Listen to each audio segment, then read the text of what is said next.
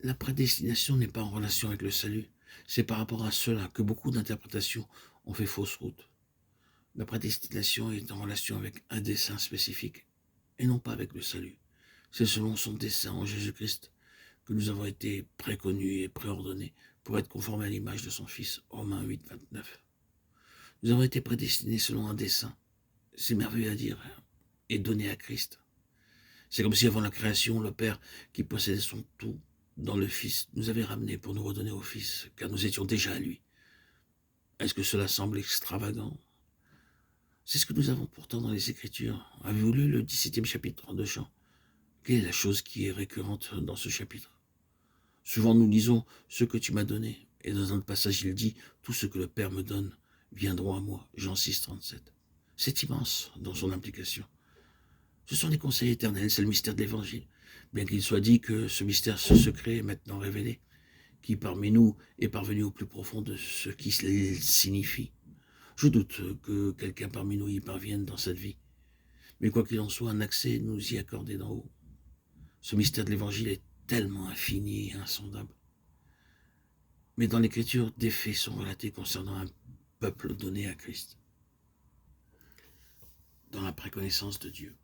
Je n'élude pas, bien sûr, le problème intellectuel posé par l'élection,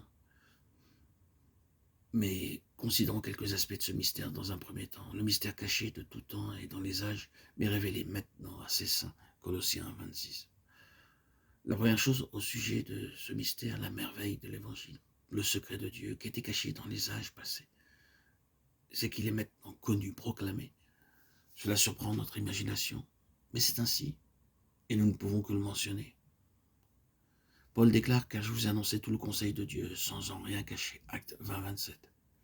Et à la fin de la lettre aux Éphésiens, Paul réclame la prière des croyants pour qu'il me soit donné, quand j'ouvre la bouche, de faire connaître hardiment et librement le mystère de l'Évangile. Éphésiens 6, 19.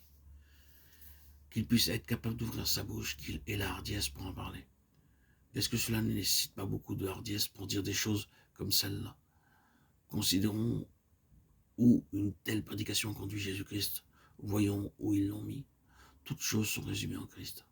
Allez, dites cela à des musulmans et vous verrez ce qu'ils vont vous dire.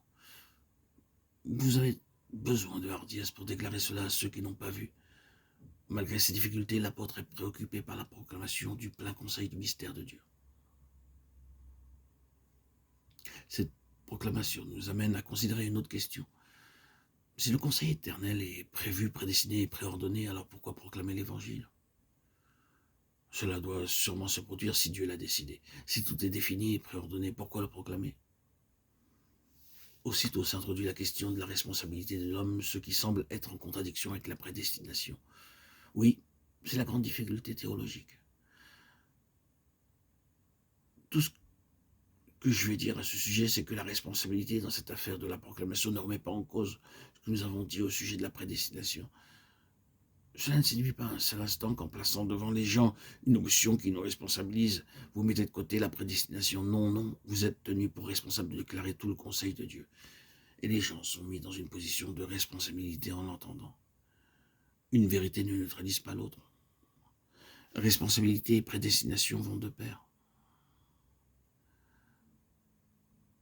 Il en est de même dans la prière. Si Dieu sait qu'il va faire ceci ou cela, pourquoi prier? Est-ce que cela changera quelque chose? Mais nous ne pouvons pas argumenter de cette manière. Il nous est dit que nous devons prier, c'est tout. La responsabilité nous en incombe, bien qu'il y ait cet aspect concernant les conseils divins.